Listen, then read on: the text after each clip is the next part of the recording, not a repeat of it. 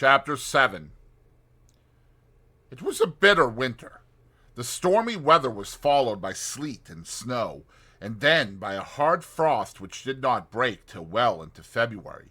The animals carried on as best they could with the rebuilding of the windmill, well knowing that the outside world was watching them, and that the envious human beings would rejoice and triumph if the mill were not finished on time. Out of spite, the human beings pretended not to believe that it was Snowball who had destroyed the windmill. They said that it had fallen down because the walls were too thin. The animals knew that this was not the case. Still, it had been decided to build the walls 3 feet thick this time instead of 18 inches, as before, which meant collecting much larger quantities of stone. For a long time the quarry was full of snowdrifts and nothing could be done. Some progress was made in the dry, frosty weather that followed, but it was cruel work, and the animals could not feel so hopeful about it as they had felt before. They were always cold, and usually hungry as well. Only Boxer and Clover never lost heart. Squealer made excellent speeches on the joy of service and the dignity of labor, but the other animals found more inspiration in Boxer's strength, and his never-failing cry of, "I will work harder." In January, food fell short. The corn ration was drastically reduced, and it was announced that an extra potato ration would be issued to make up for it. Then, it was discovered that the greater part of the potato crop had been frosted in the clamps, which had not been covered thickly enough. The potatoes had become soft and discolored, and only a few were edible. For days at a time the animals had nothing to eat but chaff and mangles. Starvation seemed to stare them in the face. It was vitally necessary to conceal this fact from the outside world. Emboldened by the collapse of the windmill, the human beings were inventing fresh lies about Animal Farm. Once again it was being put about that all the animals were dying of famine and disease, and that they were continually fighting among themselves and had resorted to cannibalism and infanticide. Napoleon was well aware of the bad results that might follow if the real facts of the food situation were known, and he decided to make use of Mr. Whymper to spread a contrary impression. Hitherto the animals had had little or no contact with Whymper on his weekly visits. Now, however, a few selected animals, mostly sheep, were instructed to remark casually in his hearing that rations had been increased. In addition, Napoleon ordered the almost empty bins in the store shed to be filled nearly to the brim with sand, which was then covered up with what remained of the grain and meal. On some suitable pretext, Whymper was led through the store shed and allowed to catch a glimpse of the bins. He was deceived, and continued to report to the outside world that there was no food shortage on Animal Farm. Nevertheless, towards the end of January, it became obvious that it would be necessary to procure some more grain from somewhere. In these days, Napoleon rarely appeared in public, but spent all his time in the farmhouse, which was guarded at each door by fierce-looking dogs.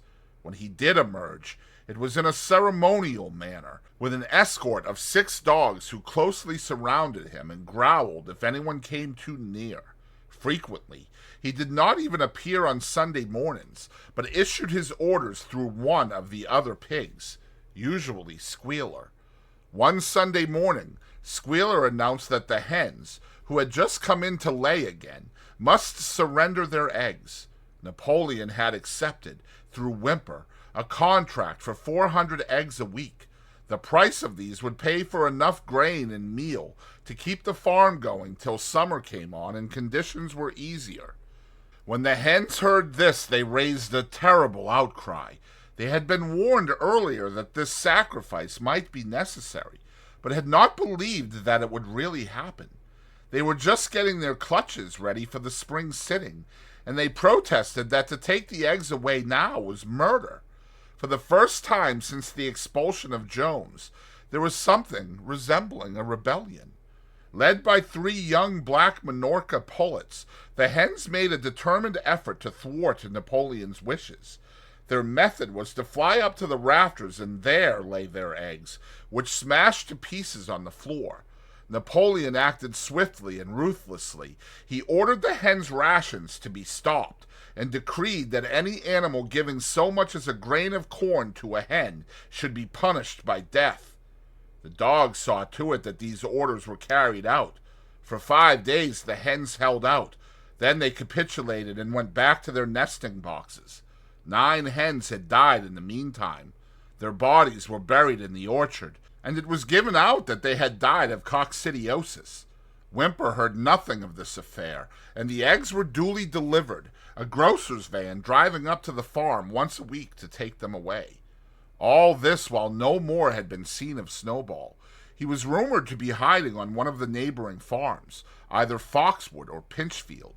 Napoleon was by this time on slightly better terms with the other farmers than before. It happened that there was in the yard a pile of timber which had been stacked there 10 years earlier when a beech spinney was cleared. It was well seasoned, and Whymper had advised Napoleon to sell it. Both Mr. Pilkington and Mr. Frederick were anxious to buy it. Napoleon was hesitating between the two, unable to make up his mind.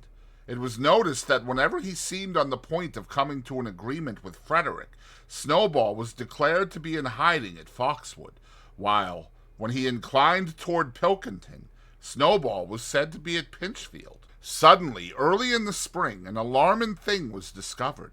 Snowball was secretly frequenting the farm by night.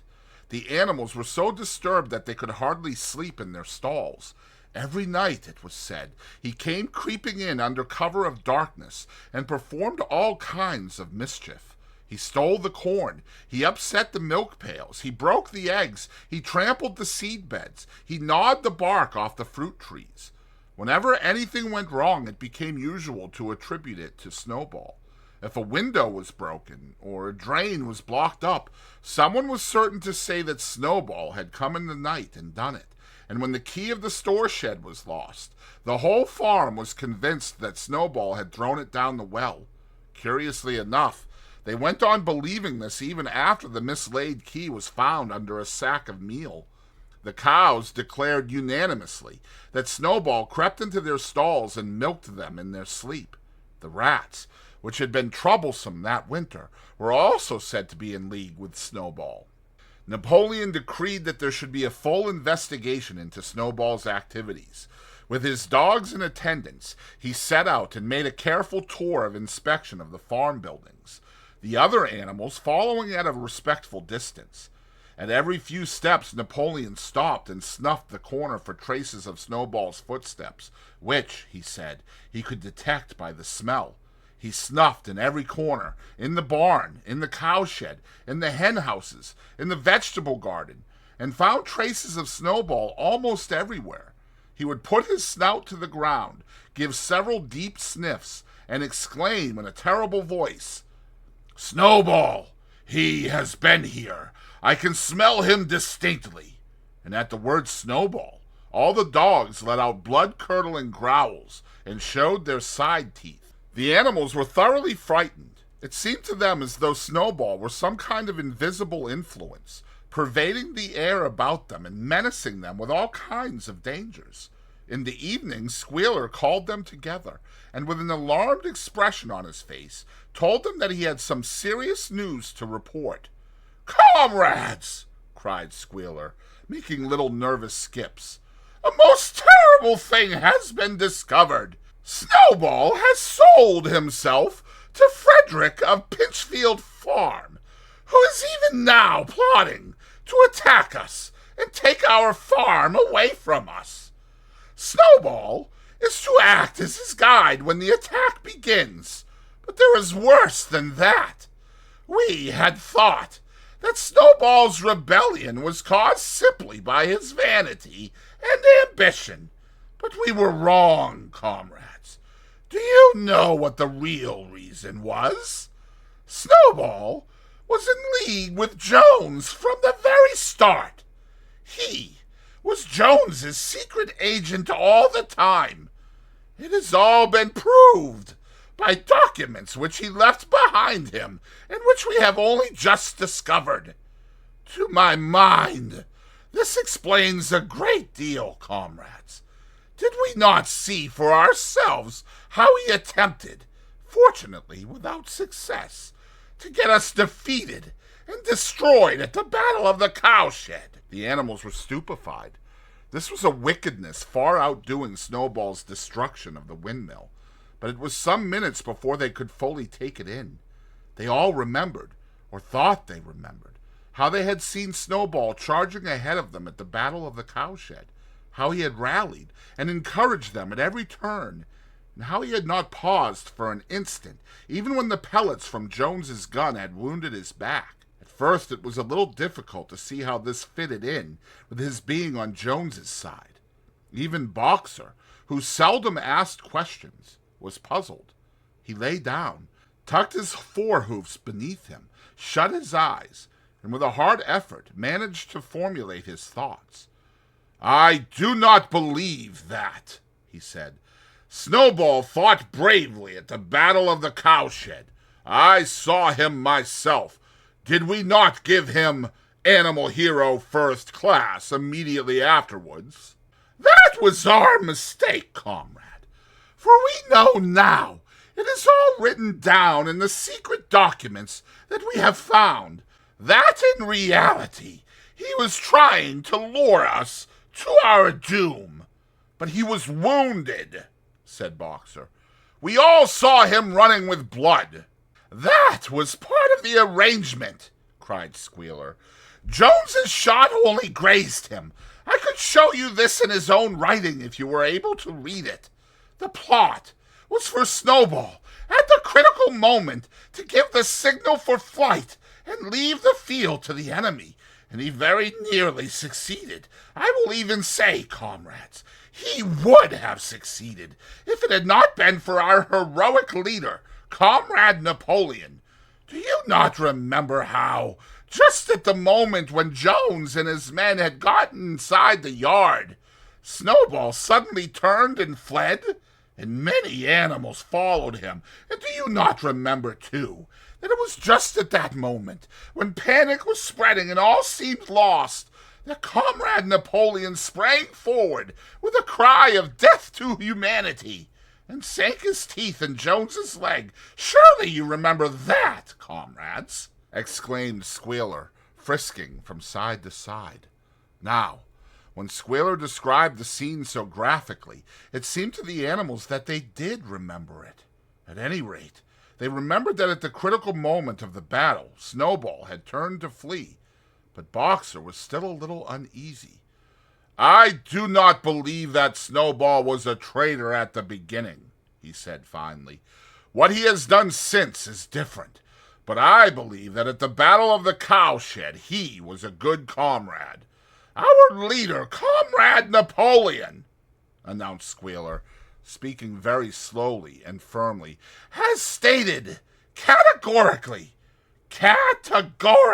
comrade, that Snowball was Jones's agent from the very beginning, yes, and from long before the rebellion was ever thought of." "Ah, that is different," said Boxer. "If Comrade Napoleon says it, it must be right." "That is the true spirit, comrade," cried Squealer. But it was noticed he cast a very ugly look at Boxer with his little twinkling eyes. He turned to go, then paused and added impressively, "I warn every animal on this farm to keep his eyes very wide open, for we have reason to think that some of Snowball's secret agents are lurking among us at this moment."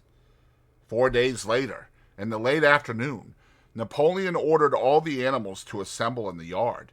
When they were all gathered together, Napoleon emerged from the farmhouse, wearing both his medals, for he had recently awarded himself Animal Hero First Class and Animal Hero Second Class, with his 9 huge dogs frisking round him and uttering growls that sent shivers down all the animals' spines.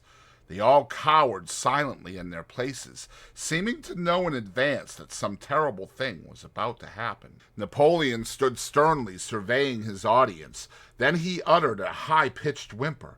Immediately the dogs bounded forward, seized 4 of the pigs by the ear, and dragged them, squealing with pain and terror, to Napoleon's feet. The pigs' ears were bleeding, the dogs had tasted blood, and for a few moments they appeared to go quite mad. To the amazement of everybody, 3 of them flung themselves upon Boxer. Boxer saw them coming and put out his great hoof, caught a dog in mid-air, and pinned him to the ground. The dog shrieked for mercy, and the other 2 fled with their tails between their legs. Boxer looked at Napoleon to know whether he should crush the dog to death or let it go. Napoleon appeared to change countenance, and sharply ordered Boxer to let the dog go, whereat Boxer lifted his hoof, and the dog slunk away, bruised and howling. Presently the tumult died down. The 4 pigs waited, trembling, with guilt written on every line of their countenances. Napoleon now called upon them to confess their crimes. They were the same 4 pigs as had protested when Napoleon abolished the Sunday meetings. Without any further prompting, they confessed that they had been secretly in touch with Snowball ever since his expulsion, that they had collaborated with him in destroying the windmill, and that they had entered into an agreement with him to hand over Animal Farm to Mr. Frederick. They added that Snowball had privately admitted to them that he had been Jones's secret agent for years past. When they had finished their confession, the dogs promptly tore their throats out, and in a terrible voice, Napoleon demanded whether any other animal had anything to confess. The 3 hens who had been the ringleaders in the attempted rebellion over the eggs now came forward, and stated that Snowball had appeared to them in a dream and incited them to disobey Napoleon's orders. They, too, were slaughtered. Then a goose came forward, and confessed to having secreted 6 ears of corn during the last year's harvest, and eaten them in the night. Then a sheep confessed to having urinated in the drinking pool, urged to do this, so she said, by Snowball, and 2 other sheep confessed to having murdered an old ram, an especially devoted follower of Napoleon, by chasing him round and round a bonfire when he was suffering from a cough. They were all slain on the spot, and so the tale of confessions and executions went on until there was a pile of corpses lying before Napoleon's feet, and the air was heavy with the smell of blood, which had been unknown there since the expulsion of Jones. When it was all over, the remaining animals, except for the pigs and dogs, crept away in a body. They were shaken and miserable.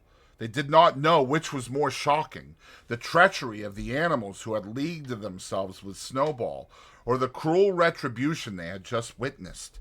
In the old days, there had often been scenes of bloodshed equally terrible, but it seemed to all of them that it was far worse now that it was happening among themselves.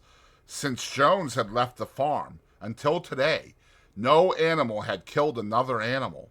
Not even a rat had been killed. They had made their way onto the little knoll where the half-finished windmill stood, and with one accord they all lay down as though huddling together for warmth.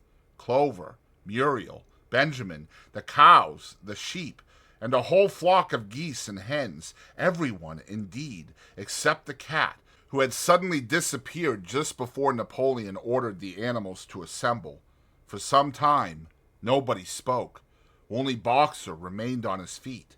He fidgeted to and fro, swishing his long black tail against his sides, and occasionally uttering a little whinny of surprise. Finally, he said, "I do not understand it.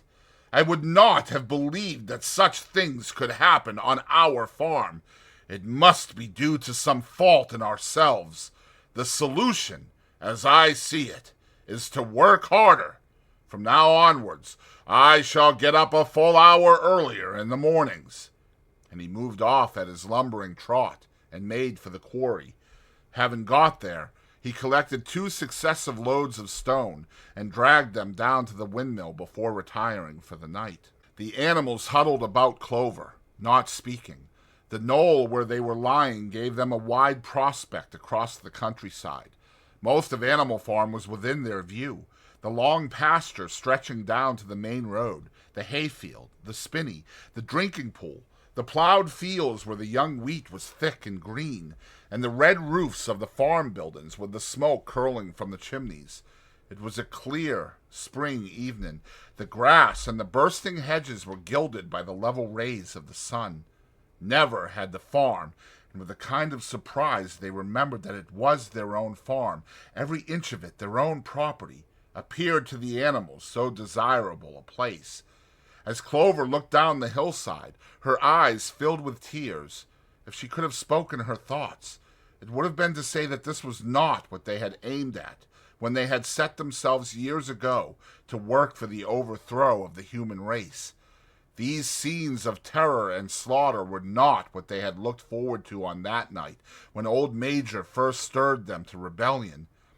If she herself had had any picture of the future, it had been of a society of animals set free from hunger and the whip, all equal, each working according to his capacity, the strong protecting the weak, as she had protected the lost brood of ducklings with her foreleg on the night of Major's speech. Instead, she did not know why, they had come to a time when no one dared speak his mind, when fierce, growling dogs roamed everywhere, and when you had to watch your comrades torn to pieces after confessing to shocking crimes. There was no thought of rebellion or disobedience in her mind. She knew that, even as things were, they were far better off than they had been in the days of Jones, and that before all else it was needful to prevent the return of the human beings. Whatever happened, she would remain faithful, work hard, carry out the orders that were given to her, and accept the leadership of Napoleon. But still, it was not for this that she and all the other animals had hoped and toiled. It was not for this that they had built the windmill and faced the bullets of Jones's gun. Such were her thoughts, though she lacked the words to express them.